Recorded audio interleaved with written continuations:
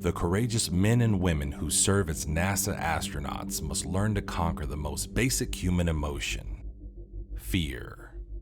Before they ever leave Earth's atmosphere, teamwork, preparation, and unparalleled training equip them to face fear head on. And we're seeing pictures of the crew as they're walking down the hall on the 3rd floor of the operations and checkout building, getting into the elevator. I think the biggest scare for me was when we were sitting on the launch pad on my 3rd flight. All 3 engines lit, ignited, and we're coming up to 100% thrust in about 0.9 seconds, I believe. 9, 8, 7, we have a go for main engine start. We have 3 main engines running, 3, 2, 1, and have main engine cut off. Before liftoff, the engine shut down.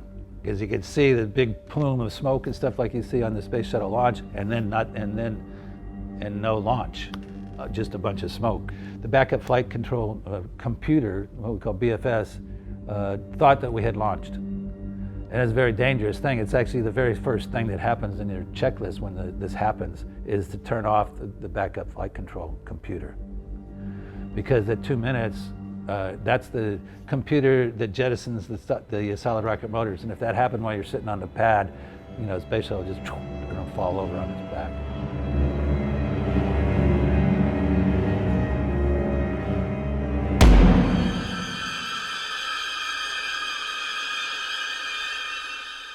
I know that when we did the NEMO mission in the Aquarius habitat, 65 feet below the water off of Key Largo, Florida, we were building a truss structure out of PVC pipe and bolts, nuts and bolts underwater. And I slid that knife across my thumb and I cut my thumb, and I'm looking at green blood coming out, and I'm thinking, there's sharks around here.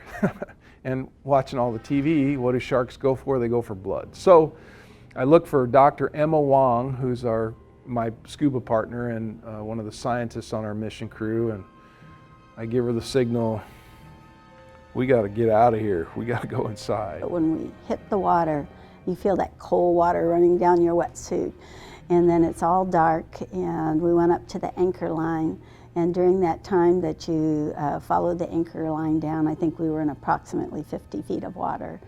And until then, you really can't see anything. And I was thinking to myself, what am I doing? Why am I here? And I just always had this feeling that just behind me was a shark. The #1 priority of every single mission is to keep our crew safe, right? And so we want to safely accomplish the mission.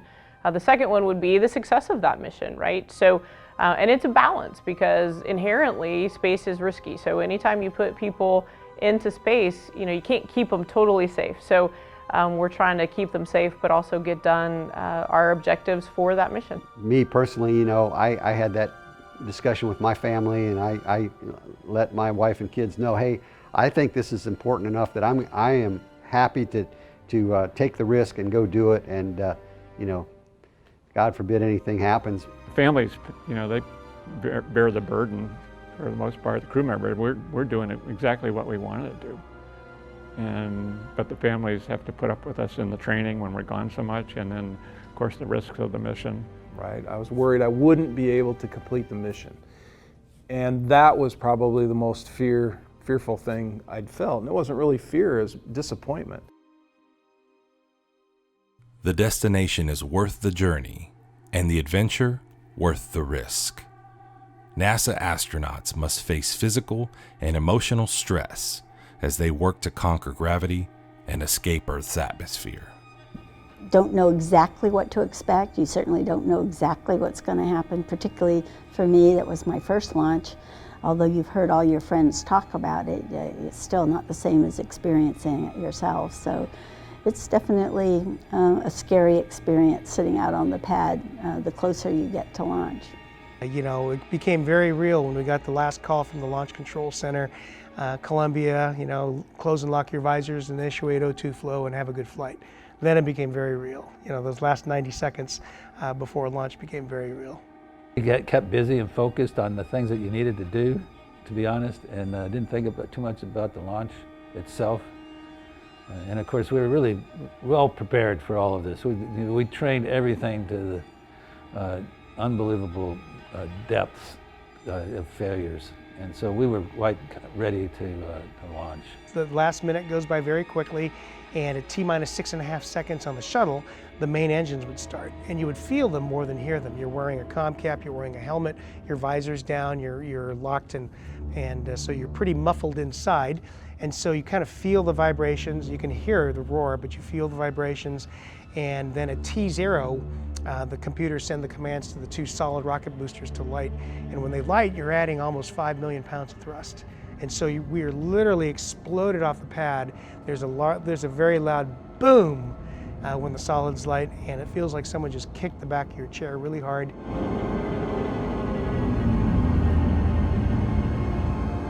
That is a feeling I'll never forget, because I always tell people, they say, what's it like to launch a space shuttle? I say, it's like being in a car wreck. So it's very loud and it's very rough. When the solid rocket motors light, they burn much rougher than a liquid engine. So there's lots of shake, rattle, and roll. And then when those solids ignite, you may not know where you're going, but you know you're definitely going somewhere. A lot of vibration during first stage. The solid rocket boosters, by their nature, burn unevenly. So a lot of vibrations, so much that you can barely read the computer screens.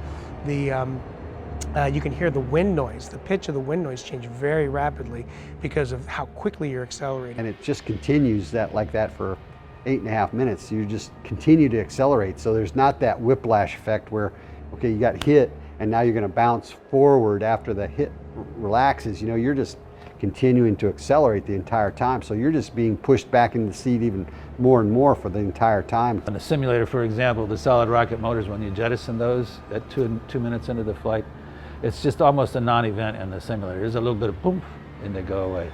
But it was a pretty big bang and lots of fire and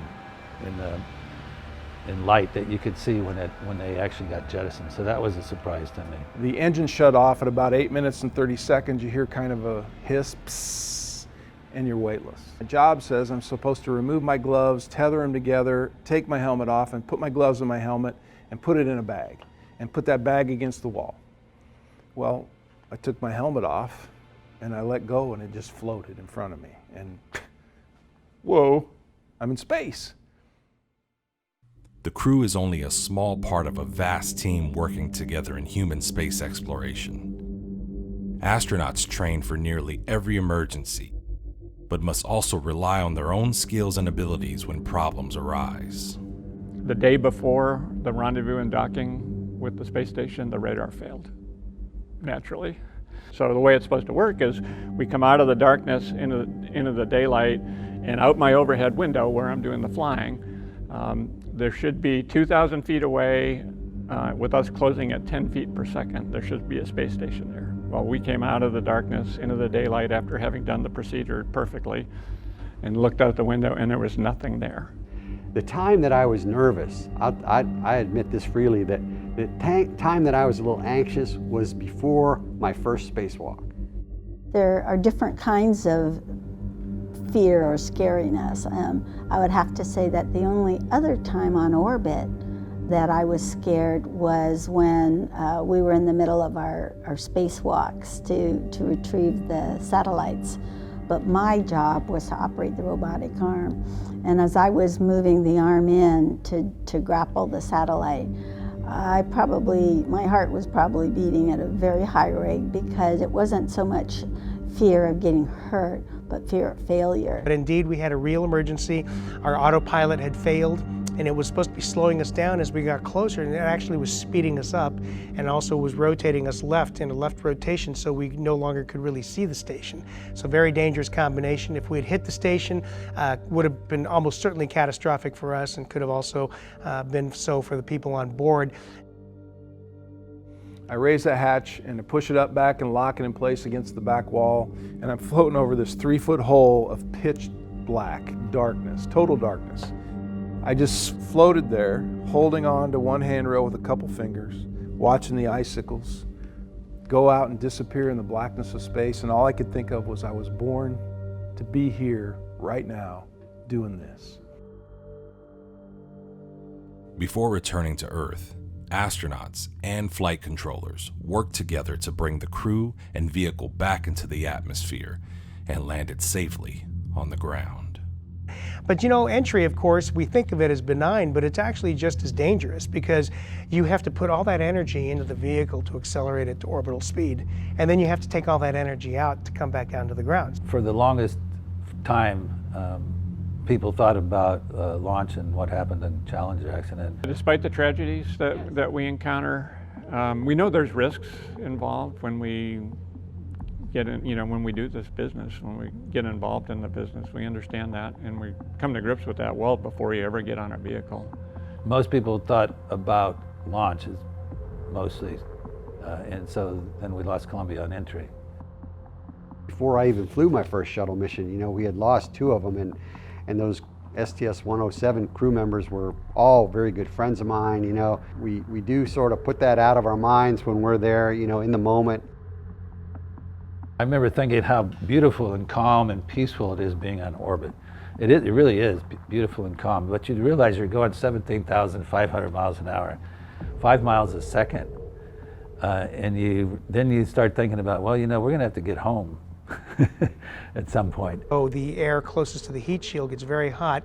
The nose cap and leading edge of the shuttle wings would get to about 3,000 degrees Fahrenheit, and so that creates this pink glow, this plasma that kind of envelops the whole shuttle, and so the windows just you start getting this pink glow that starts getting a little more intense as you get down further into the atmosphere. I was the lead flight director for Expedition 16, so Peggy Whitson was the commander. And when they came home on the Soyuz vehicle, they ended up doing a ballistic entry, so it's a different way for the vehicle to re-enter. And when you do an entry, descent, and landing, you come through the atmosphere and you go into what's called a blackout, where you can't talk to them, right? And so you go into blackout, they're supposed to come out the other side and then call you and say, hi, we're here, we're fine.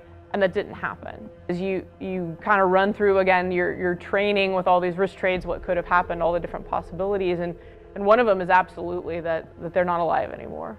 So you literally, your training kicks in and you just start working the problem. So you don't spend more than half a second analyzing all those options, and then you immediately focus on the ones that you can do something about. The training that we have is just unbelievable. So we flew thousands and thousands of landings. It's been 23 years since I've landed the space shuttle, but I feel like I could do it right now.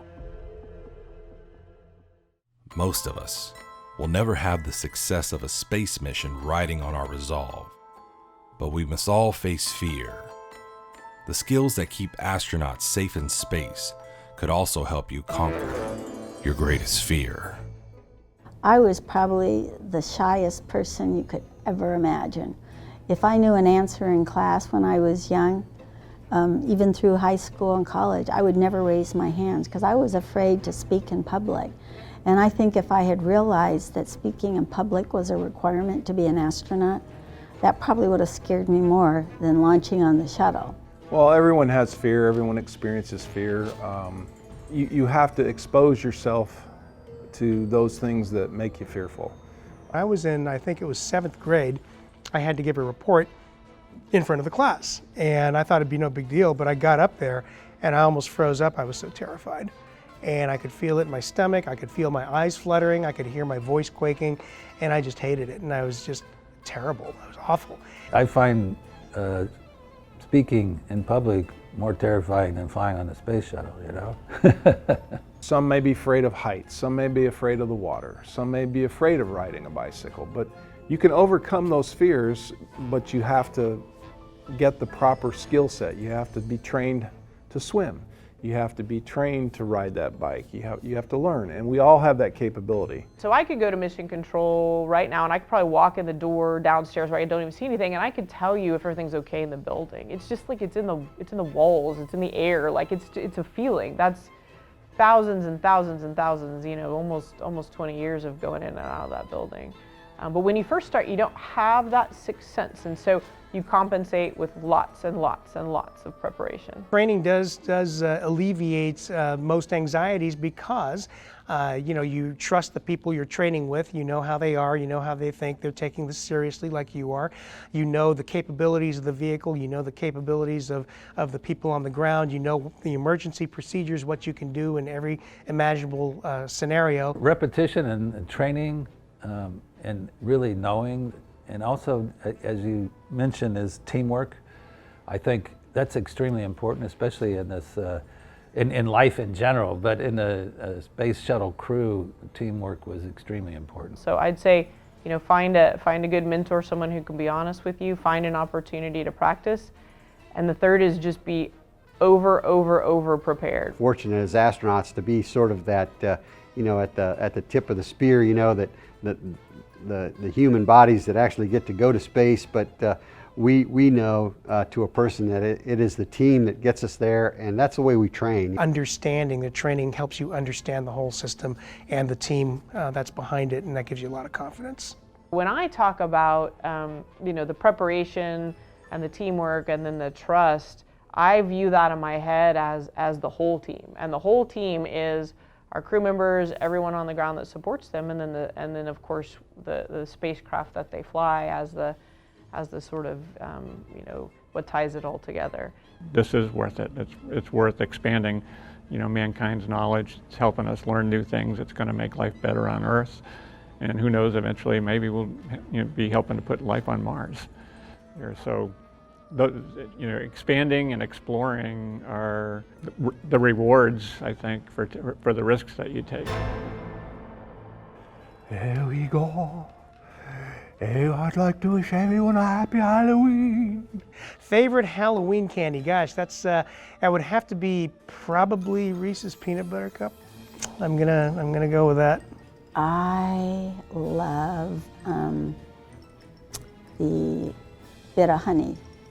Bit of honey is my favorite. I will go to Walgreens because they only get them every once in a while, and I'll buy 10 boxes of them. Oh yes, Doctor. Happy Halloween, everyone. Maybe the Count would like to speak too. Favorite Halloween candy? I've always been partial to bags of M&Ms. I love that because, they're nice and neat. We fly them in space. I used to make sure I had a good supply of M&Ms on the space shuttle. Good evening. This is Count Caligula. Happy Halloween to all. Boy, when you say Halloween candy, first thought that comes to my mind, the thing that was like a sucker, but it was like Sugar Daddy. Sugar Daddy. Yeah, Sugar Daddy. Yeah, I like those things.